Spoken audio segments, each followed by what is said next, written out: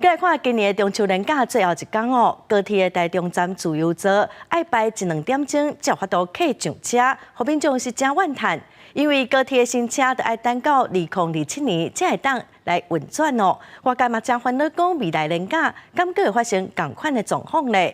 高铁的董事长江耀宗是指出讲，中秋连假是因为人阵的分流未顺哦，会来改善。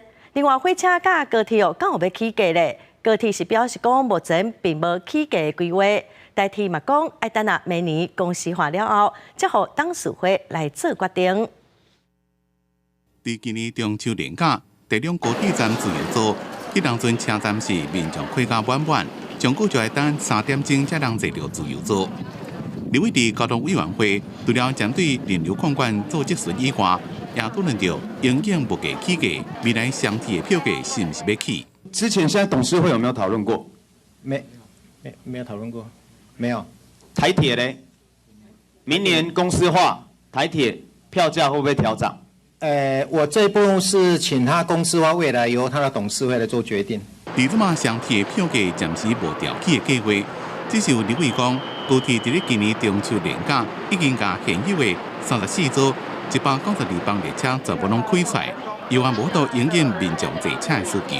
观察2019年伫中秋节平均坐车的人数是23.9万人次，今年成长到25.9万人次，加2万人次。因若中秋节收假即天增加到33.8万人次，比2019年加10万人次。这表示高铁的人价是大幅度成长。不过高铁的新车就要到2027年才当上线，未来的廉价高铁的运输是正受考验。